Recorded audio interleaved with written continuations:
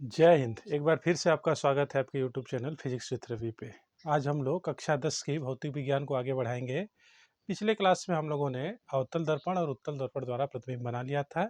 एक बार रिवीजन करेंगे फिर आगे बढ़ेंगे। अवतल दर्पण द्वारा हम लोगों ने कुल 6 स्थिति में प्रतिबिंब बनाया था। ये आपका अवतल दर्पण,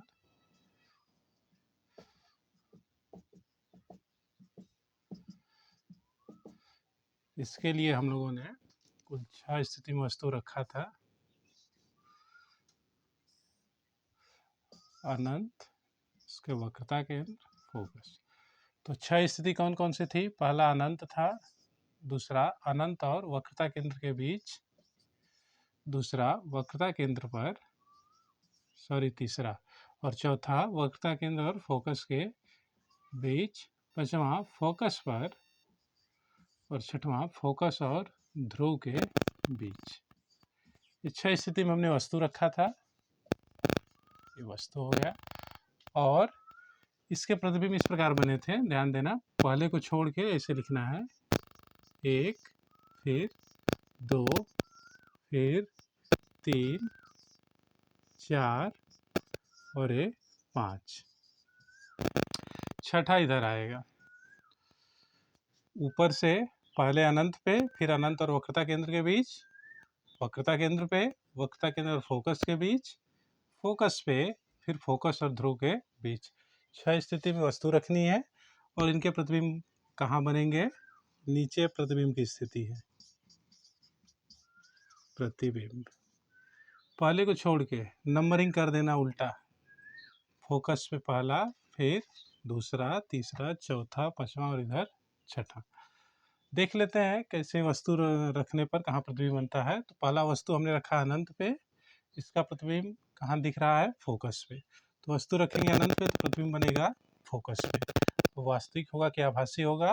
तो जो भी दर्पण के सामने होगा सब वास्तविक होगा और मुख्य अक्ष के नीचे है तो उल्टा होगा। तो इन 5 स्थितियों में सभी प्रतिबिंब वास्तविक और उल्टा होंगे। प्रतिबिंब जो बन रहा है वस्तु से बड़ा होगा कि छोटा होगा, हम देख लेंगे। ये जो 1 है इस 5 से छोटा है तो वस्तु से छोटा होगा, यानी अनंत पे रखी वस्तु का प्रतिबिंब फोकस पे बनेगा, वास्तविक होगा, उल्टा होगा और वस्तु से छोटा होगा। दूसरा, जब वस्तु कहाँ हो? अनंत और वक्रता केंद्र के बीच हो, प्रतिबिंब कहाँ बनेगा? फोकस और वक्रता केंद्र के बीच। कैसा होगा? सामने दर्पण के तो वास्तविक और उल्टा, और ये जो 2 है 4 से छोटा है तो वस्तु से छोटा। तीसरा, जब वस्तु वक्रता केंद्र पे होगी तो प्रतिबिंब यहीं पे बन रहा है, वक्रता केंद्र पे ही। 3 3 के बराबर है तो प्रतिबिंब वस्तु के बराबर होगा, वास्तविक और उल्टा होगा। चौथा, जब वस्तु वक्रता केंद्र और फोकस के बीच हो, तो यहाँ देख रहे हो 4 प्रतिबिंब का यहाँ बन रहा है। प्रतिबिंब कहाँ बनेगा? अनंत और वक्रता केंद्र के बीच। ये जो 4 है 2 से बड़ा है तो प्रतिबिंब वस्तु से बड़ा होगा, वास्तविक होगा, उल्टा होगा। पांचवा, जब वस्तु कहाँ हो? फोकस पे हो और इसका यहाँ पे मिल रहा है अनंत पे, तो वस्तु फोकस पे होगी तो प्रतिबिंब अनंत पे बनेगा। कैसा होगा? वास्तविक होगा, उल्टा होगा। और ये जो 5 है 1 से बड़ा है तो वस्तु से बड़ा होगा, यूं कह ले बहुत बड़ा होगा। छठा, जब वस्तु फोकस और ध्रुव के बीच हो तो इधर बन रहा है दर्पण के पीछे। ये जो दर्पण के पीछे बनेगा ये आभासी होगा, मुख्य अक्ष के ऊपर है तो सीधा होगा। इस प्रकार अवतल दर्पण को हम लोगों ने देख लिया, इसका आप स्क्रीनशॉट ले सकते हैं। आइए अब आगे बढ़ते हैं। हेडिंग लिखना, दर्पण की वक्रता, त्रिज्या और फोकस दूरी में संबंध। दर्पण की वक्रता, त्रिज्या और फोकस दूरी में संबंध। दर्पण की वक्रता, त्रिज्या और फोकस दूरी में संबंध। फोकस दूरी में संबंध, एफ और आर में संबंध हमें देखना है। तो आपको याद रखना है, किसी भी दर्पण की जो फोकस दूरी है वो वक्रता त्रिज्या की आधी होती है।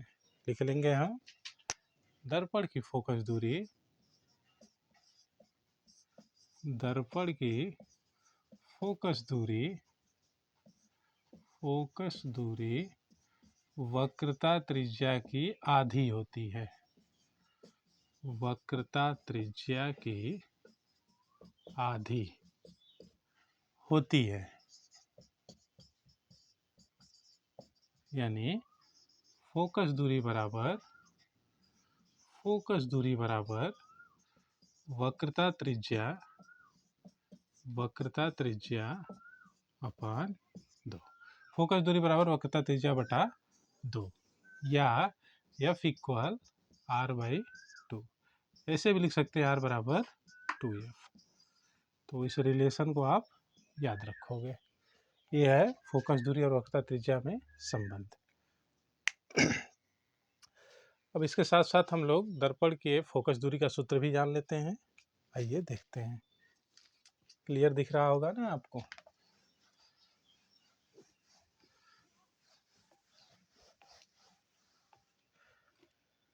दर्पण की फोकस दूरी का सूत्र,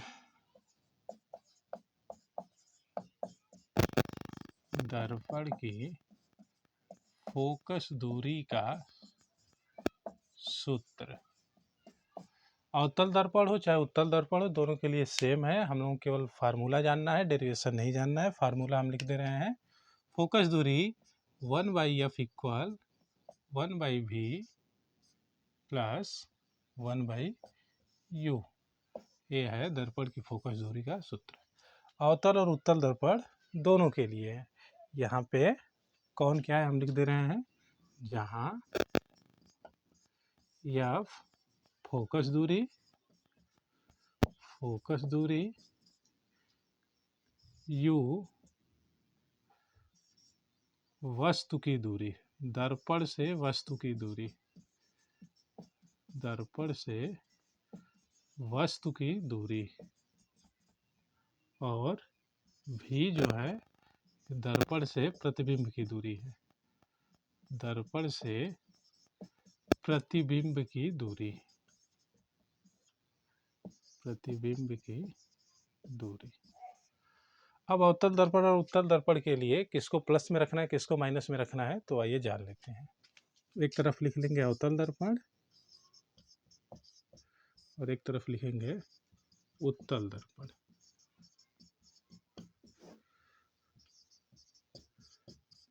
U और इधर U। ध्यान देना, कोई सा भी दर्पण हो, वस्तु को हमेशा दर्पण के सामने रखेंगे। जब भी वस्तु दर्पण के सामने होगी, जैसे दर्पण है आपका, दर्पण के सामने होगी तो बाय साइड होगी, तो दूरी कैसी होगी, ऋणात्मक होगी। तो अवतल दर्पण के लिए चाहे उत्तल दर्पण के लिए U का मान हमेशा निगेटिव होगा, अवतल दर्पण के लिए और उत्तल दर्पण के लिए भी। V का मान अवतल दर्पण के लिए यदि वास्तविक प्रतिबिंब है तो वास्तविक के लिए होगा निगेटिव, क्योंकि दर्पण की इस साइड बनेगा, और आभासी के लिए होगा पॉजिटिव, क्योंकि उस साइड बनेगा। इधर का निगेटिव होता है, इधर का प्लस में होता है। और F का मान अवतल दर्पण के लिए, अवतल दर्पण की फोकस दूरी बाएं होती है तो हमेशा निगेटिव होगा। उत्तल दर्पण में V का मान हमेशा दर्पण के पीछे बनता है, इसलिए क्या होगा, पॉजिटिव। और F का मान हमेशा दाहिने तरफ होता है, इसलिए भी होगा पॉजिटिव। ध्यान देना, वास्तविक के लिए निगेटिव होगा V और आभासी के लिए पॉजिटिव होगा। इसे आप नोट कर सकते हैं।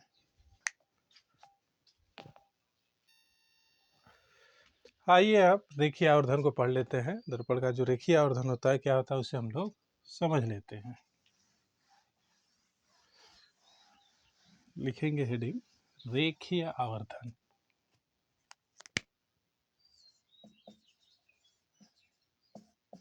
रेखीय आवर्धन, लीनियर मैग्निफिकेशन। क्या होता है रेखीय आवर्धन? जैसे कोई वस्तु है और उसका कितने गुना प्रतिबिंब बन रहा है, जो इसको बताता है उसी को हम लोग कहते हैं रेखीय आवर्धन। जैसे समझिए, कोई वस्तु 10 सेंटीमीटर लंबी है और उसका प्रतिबिंब बन गया 50 सेंटीमीटर लंबा, तो कितने गुना बना, 5 गुना बना। तो ये जो गुना बता रहा कि 5 गुना बना, 2 गुना बना, वही होता है उसका रेखीय आवर्धन। लिख लेंगे परिभाषा। किसी वस्तु का,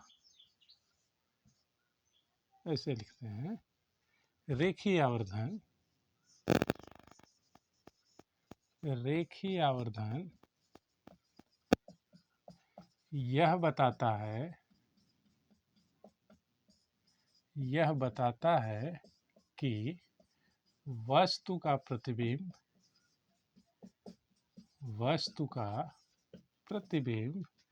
कितने गुना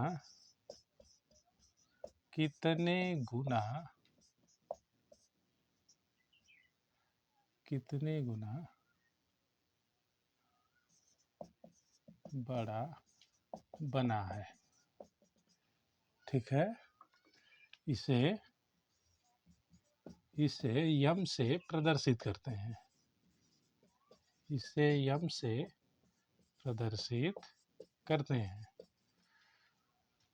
इसे हम लोग दूसरे शब्दों में ऐसे भी लिख सकते हैं कि वस्तु के प्रतिबिंब की लंबाई और वस्तु की लंबाई के अनुपात को हम लोग कहते हैं रेखीय आवर्धन। इसे भी लिख लेंगे, किसी वस्तु के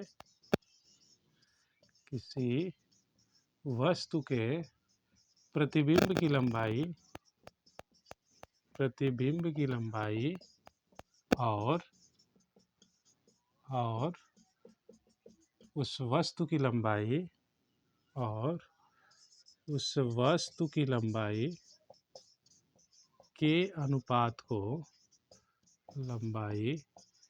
के अनुपात को रेखीय आवर्धन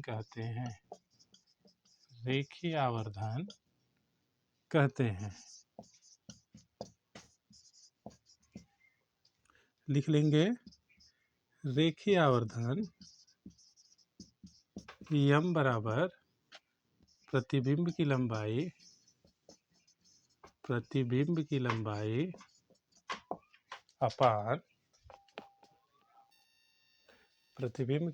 अपान वस्तु की लंबाई।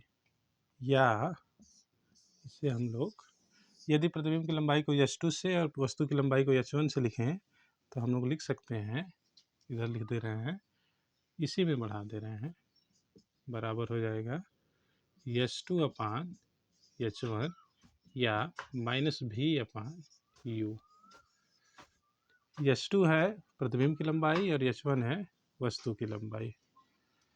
एक चीज़ और ध्यान देना, ये जो रेखीय आवर्धन है, यहाँ हम नीचे दिख रहा,